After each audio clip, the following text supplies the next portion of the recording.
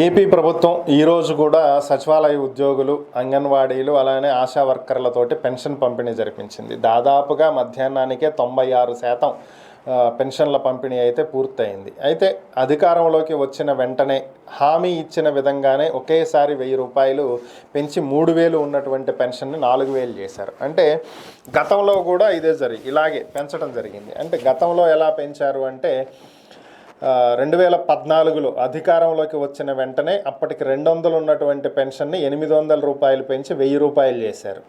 ఇక చివరిలో దిగిపోయేటువంటి సమయం అంటే ఎన్నికల సమయానికి 2019 ఎన్నికలకు 2 నెలలు 3 నెలల ముందు మరొక 1000 రూపాయలు పెంచుతూ మొత్తం 2000 రూపాయలు చేశారు. అంటే ఒక టర్మ్లో 1800 రూపాయలు పెంచారు.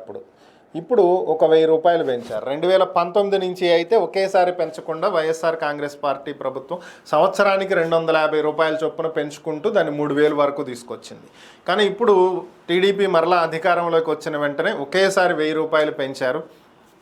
గత నెలలో ప్రీవియస్ 3 మంత్స్ ఎరియర్స్ అని చెప్పి 7000 ఇచ్చారు. ఈ నెలలో 4000 పెన్షన్ అయితే ఇచ్చారు. ఇంతవరకు బాగానే ఉంది. అయితే అటు చంద్రబాబు కానీ అలాగే ఇటు టీడీపీకి చెందినటువంటి పలువురు ఎమ్మెల్యేలు, మంత్రులు కానీ చెప్తున్నటువంటి ఒక అంశం ఏంటంటే, ఒక పక్క పెన్షన్లు ఇస్తూనే భారీ స్థాయిలో బోగస్ పెన్షన్లు ఉన్నాయి, చాలామంది ఆధారుల్లో అప్డేట్ చేయించుకుని తప్పుడు పత్రాలు సమర్పించి పెన్షన్లు పొందుతున్నారు, ఇలాంటి వాళ్ళన్నీ కూడా ఏరివేస్తామని చెప్పి చెప్తున్నటువంటి పరిస్థితి. ఇప్పుడు అదే ప్రజల గుండెల్లో రైళ్లు పరిగెత్తుతున్నటువంటి పరిస్థితి.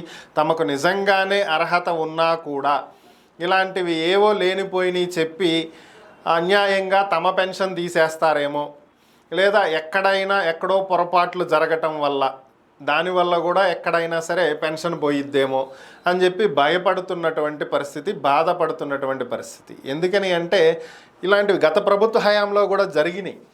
దీనికి ఎవరు అతీతులు కాదు. ఇక్కడ ఏమవుతుంది అంటే ఒక సాఫ్ట్వేర్ అప్డేట్ అనో టెక్నికల్ ప్రాబ్లం అనో ఇలాంటివి చెప్తూ ఉంటారు.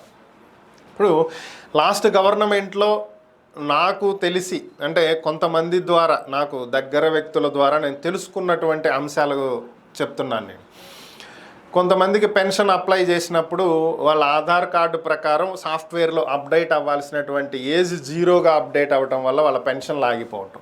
దాన్ని సరిచేయించుకోవాలంటే మరలా కలెక్టర్ దగ్గర నుంచి అంతా ఎంపీడీఓలు వరుసని అన్ని అప్రూవల్స్ రావాలి.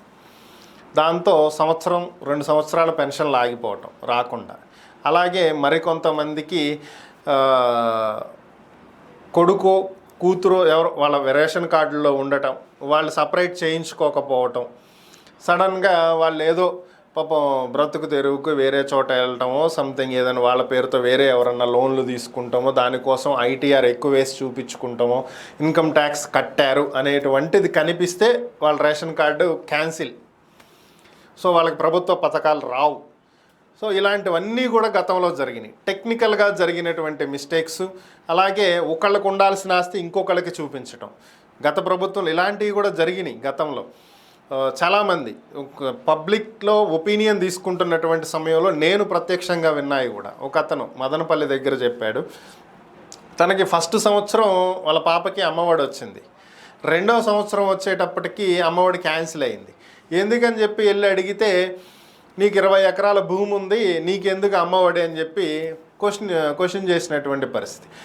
కానీ అతనికి వైట్ రేషన్ కార్డు ఉంది. 20 ఎకరాల భూమి ఉన్న వ్యక్తికి వైట్ రేషన్ కార్డు ఎట్లా ఇచ్చారు? మరి వైట్ రేషన్ కార్డు మీద రేషన్ ఇస్తున్నారు, ఆరోగ్యశ్రీ అప్లై అవుతుంది, అన్నీ అవుతుంది. అమ్మఒడికి మాత్రం 20 ఎకరాల భూమి ఉందని చూపించి అమ్మఒడి ఇవ్వట్లేదు. బాబు నాకు ఏ భూమి లేదు నాయన అంటే నీ పేరు మీద రికార్డుల్లో చూపిస్తుంది అని చెప్పి వాళ్ళు చెప్తున్నారు. సరే అక్కడికి వెళ్ళి అడిగితే, నాకు సెంటు భూమి లేదండి, నేను రోజు కూలీ చేసుకుని బతికే వ్యక్తిని, నాకు 20 ఎకరాలు ఎక్కడ ఉంది అంటే, కాదు నీ పేరుతో ఉంది. సరే నా పేరుతో ఉంటే ఆ భూమిని తెచ్చివ్వండి, ఇది ఆయన అడుగుతున్నది. పోనీ అదే సాగు చేసుకుంటాను, నా భూమిని నాకు తెచ్చివ్వండి అని అడుగుతున్నాడు. సో అది రెక్టిఫై చేయించుకోవడానికి అతనికి ఎన్నాళ్ళు పట్టిందో తెలియదు, అసలు చేయించుకున్నాడో అయ్యిందో లేదో కూడా తెలియదు నాకు. సో ఇట్లా ఎంతోమంది గతంలో కూడా ఇబ్బందులు పడ్డారు. ఇప్పుడు అలాంటి ఏమైనా సరే టెక్నికల్ ప్రాబ్లమ్స్ వల్ల చాలామంది పెన్షన్లు పోయేటువంటి అవకాశం ఉంది అని చెప్పి కూడా ప్రజలు భయపడుతున్నటువంటి పరిస్థితి. దీన్ని ప్రభుత్వం ఏ విధంగా చక్కదిద్దిద్ది అనేది చూడాలి.